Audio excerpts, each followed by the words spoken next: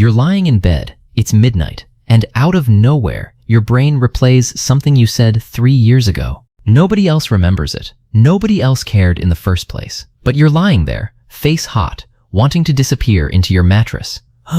Here's the strange part. No one is watching you right now. No one ever was. And yet your body is reacting like you're standing on a stage under a spotlight, being judged by 1,000 eyes. So why does your brain do this? Why does it manufacture an audience that doesn't exist? Turns out there's a name for this. There's a part of your brain responsible for it. And once you understand what's actually happening, you'll never see embarrassment the same way again. Let's start with the obvious question.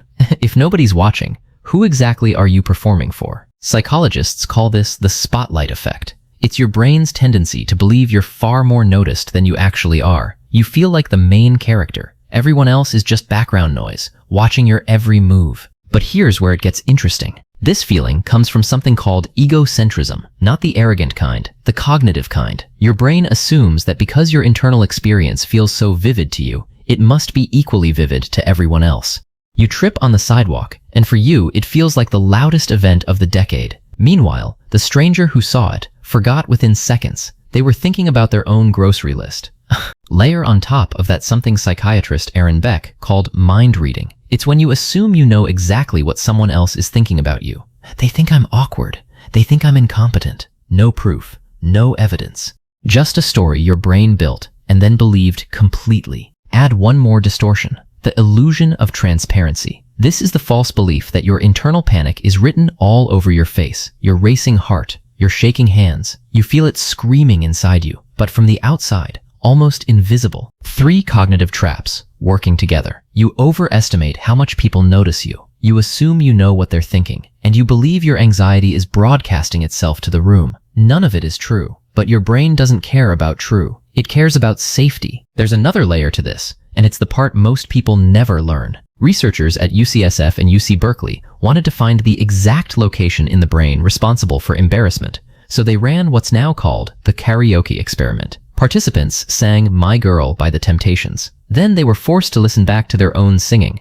No backing track, just their raw, unfiltered voice. Healthy participants had what scientists describe as a physiological storm. Blood pressure spiked, heart rate jumped, sweat broke out. Their bodies reacted like they were in actual danger. But one group of participants felt nothing. Patients with a condition called frontotemporal dementia sat there, listened to their own cringe-worthy vocals, and felt completely indifferent. Scientists trace this back to a specific region called the pregenual anterior cingulate cortex. In these patients, that region had physically deteriorated, and with it, their entire capacity for embarrassment disappeared. Here's what's fascinating. These same patients still jumped when they heard a loud gunshot sound. Their basic survival instincts, what scientists call the lizard brain, remained fully intact. But the social brain, the part that processes shame and self-consciousness, had gone dark. What most people don't realize is what this actually proves. Embarrassment isn't a flaw. It isn't weakness. It's a highly evolved function,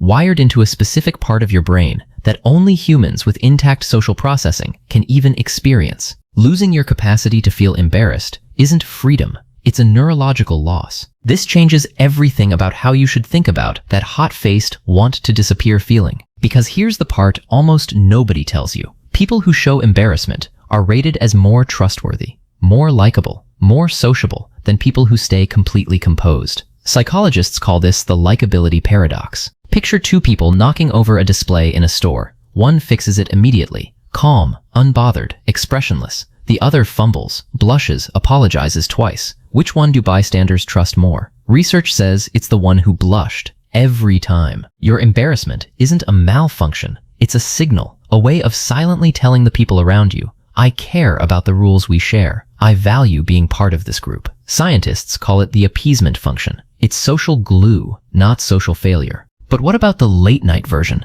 The version where nobody was even there to witness the moment in the first place. This is where psychologist E. Torrey Higgins comes in, with something called self-discrepancy theory. Your brain constantly compares 3 versions of you: who you actually are, who you wish you were, and who you feel you're supposed to be. When there's a gap between who you are and who you think you should be, your brain generates anxiety. It replays the moment. It rehearses, not because anyone's judging you, but because your brain is trying to error correct. using memory as a simulator to make sure you never repeat it. This goes back further than logic, further than social media, further than modern life. For most of human history, being excluded from your group meant death, no protection, no food, no survival. So your brain evolved to obsessively scan for anything that might get you cast out.